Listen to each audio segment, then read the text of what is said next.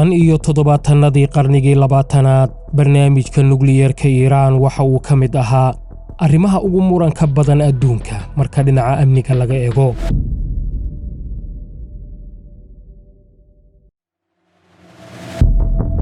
qodobka ugu weyn ee doodu ay ka taagnayd waxa uu ahaa uraniumta la bacrimiyey oo shidaal u noqon karta warshadaha tamarta rayidka marka si aad ah loo naaxiyana si fudud looga farsamayn karo bambaanooyin nukliyeera. uraniumta laga soo saaro dhulka waxaa ku jira wax ka yar 1% uraniumta la yiraahdo 235 ee la jajabin karo. mashiinada centrifuge-ka ayaa uraniumtan wareejiya si ay u kordhiyaan cufnaanteeda. marka la bacrimiyo ku dhowaad 3 ilaa 5% waxaa loo adeegsadaa warshadaha tamarta nukliyeerka. haddii naaxinta la gaarsiiyo qiyaastii 20%-na waxaa loo isticmaalaa falgalayaasha cilmi baarista ama dawada. haddiise bacriminta la gaarsiiyo ku dhowaad 90%, waxaa si fudud looga farsamayn karaa hubka nukliyeerka.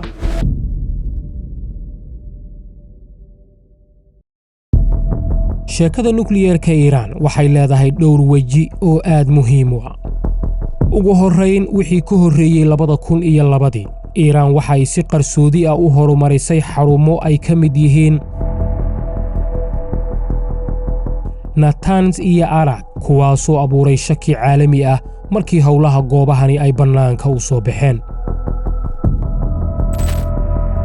waxaa arrintan baaritaanno ku bilaabay hay-adda caalamiga ah ee tamarta nukliyeerka IAEA, waxayna ogaatay dhaqdhaqaaq qarsoodi ah iyadoo ku baaqday in barnaamijka Iiraan ee nukliyeerku uu noqdo mid daahfuran.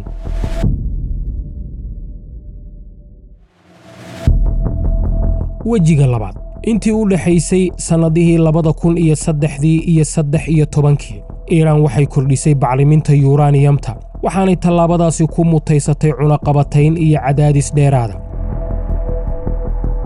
muddadaasi Iiraan waxay bilowday in ay uraniumta naaxiso ama bacrimiso ilaa 20%, taas oo ka sarraysa heerka caadiga ah ee loo baahan yahay si loogu adeegsado shidaalka warshadaha tamarta nukliyeerka. si ay uga gaashaamato weeraro lagu burburiyo barnaamijkeeda nukliyeerka, waxa ay dhulka hoostiisa ka dhistay goobo ay ka mid tahay xarunta Fordow.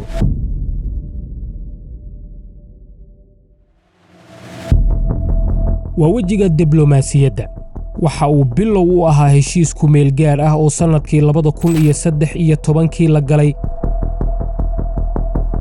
kaas oo horseed u noqday heshiiskii nukliyeerka ee 2015 ee loo yaqiinay Joint Comprehensive Plan of Action JCPOA. heshiiskan ayaa Iiraan ogolaysiiyey in ay heerka hodminta uraniumta ku xadido 3.67% oo keliya, hoos u dhigto tirada qalabka bacriminta ku dhowaad 5,060, isla markaana ay aad u yarayso kaydkeeda uraniumta ee sida qarsoodiga ah loo naaxiyey. taas beddelkeeda cunaqabatayn badan oo caalami ah ayaa laga qaaday. iyadoo laga duulayo heshiiska JCPOA, Iiraan waxay aqbashay hannaan kormeer ah oo lagu tilmaamay kii ugu faragelinta badnaa ee abid lagu sameeyo waddan aan haysan hub nukliyeera. qodobada waxaa ka mid ahaa in hay-addu ay si maalinle ah u booqato goobaha muhiimka ah iyo in kormeer joogto ah lagu sameeyo uraniumta iyo qalabka bacrimiya. kormeerayaashu waxa ay adeegsanayeen kaamirado iyo tijaabooyin muunad qaadis ah oo joogto ah si ay u xaqiijiyaan in heerka bacrimintu uu ka hooseeyo 3.67%, iyo in kaydka uraniumta Iiraan uu ka yaraado 202 kiilo oo ah maaddo bacriminteedu ay hooseyso.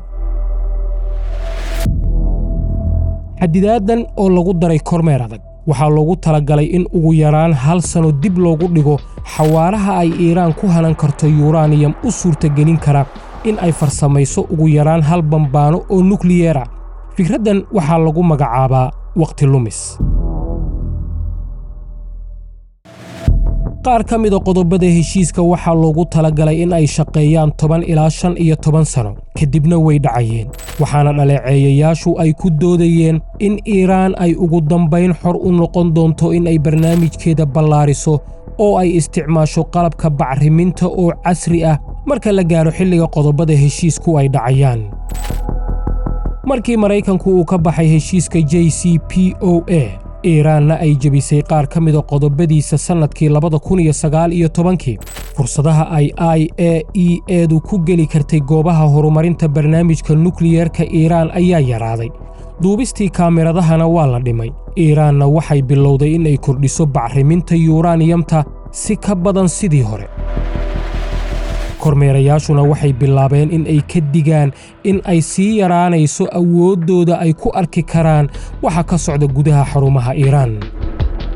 dhammaadkii sanadkii 2024 ilaa sanadkii 2025 barnaamijka nukliyeerka ee Iiraan si weyn ayuu uga sii gudbay xayndaabkii JCPOA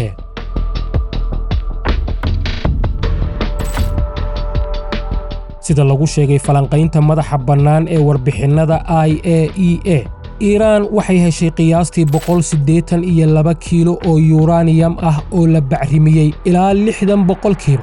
qiyaastii 840 kiilo oo la bacrimiyey ilaa 20% iyo in ka badan 2500 oo kiilo oo ku dhowaad 5% naxsan dhammaadkii sanadkii 2024 waxay sidoo kale rakibeen kumanaan qalabka hodminta yuuraaniyamta oo horumarsan kuwaasoo waxtar weyn u leh xarumaha nukliyeerka sida Natanz iyo Fordow haddaba maxay muhiim u tahay in bacriminta yuuraaniyamtu ay 60% gaarto farsamo ahaan in bacriminta yuuraaniyamta dabiiciga ahi ay ka gudubto 20% waa inta ugu adag oo waxay u baahan tahay inta badan hawsha muhiimka u ah farsamaynta bambaano nukliyeera in ilaa 60% la gaarsiiyana waa tallaabo kale oo weyn marka waddan uu helo kayd ballaaran oo ah yuuraaniyam la naaxiyey ilaa 60% wuxuu qarka u saaran yahay in uu hanto hubka wax gumaada sababtoo ah inta hartay ee ilaa 90% oo ah heerka hubka nukliyeerka lagu heli karo waqti iyo juhdi badan uma baahna ka hor weeraradii 2025 ay Israa'iil iyo Maraykanku ku qaadeen Iiraan khubaradu waxay qiyaaseen in waqtiga ay Iiraan ku heli karto hub nukliyeera uu 0 yahay taasoo ka dhigan in xilligaasba ay awood u leedahay in ay farsamayso bambaanooyin nukliyeera maadaama heerka bacriminta yuuraaniyamteedu uu gaaray 60% si 90% ay u gaarsiisana ay keliya u baahan tahay hal toddobaad kadibna waa bambaano nukliyeera xogta IAEA waxa ay muujinaysaa in Iiraan ay soo saari karto yuuraaniyam ku filan in hub nukliyeer ah ay toddobaadyo gudahood ku hesho haddii ay arrintaasi go'aan ku gaarto falanqayn faahfaahsan oo 2025 soo baxday ayaa xaqiijinaysa in Iiraan ay 233 kiilo oo ah yuuraaniyam la bacrimiyey ilaa 60% ay haysato muddo 3 toddobaad gudahood ahna ay ka farsamayn karto hub nukliyeera oo gaaraya ilaa 9 bambaano sidoo kale waxaa suurtagal ah in ay soo saarto bambaanooyin dheeraada dhowr bilood gudahood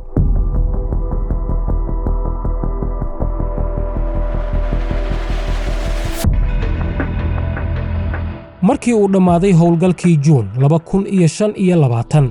Maraykanku wuxuu sheegay in goobihii bacriminta ee Iiraan dhulka lala simay laakiin xogta dayax-gacmeedka ayaa muujinaysa wax taa ka duwan inta badan qaybta sare ee muuqata waa la garaacay laakiin gunta ugu qotada dheer ama moolsan waxaa macquul ah in ay weli badqabto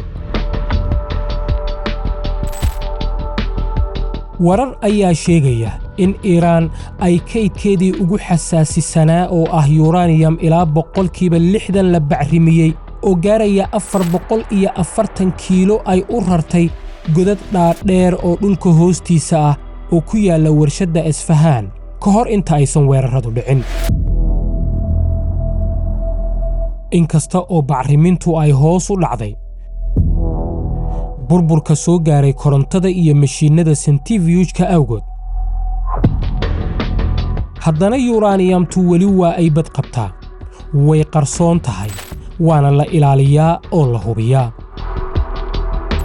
warbixinnada la helay ilaa bartamihii 2025 waxa ay muujinayaan in Iiraan ay sii wado soo saarista uraniumta la naaxiyey iyada oo ku kaydisa gudaha dhulkeeda. falanqeeyayaasha qaar ayaa aaminsan in Iiraan ay heshay waqti ku filan weliba ka badan oo ay hub nukliyeera ku farsamayn karto. sidaa daraaddeed waxa ay rumaysan yihiin in Tehraan ay mar hore hanatay hubka waxgumaada ee nukliyeerka, keliyana ay u dhiman tahay in ay tijaabiso.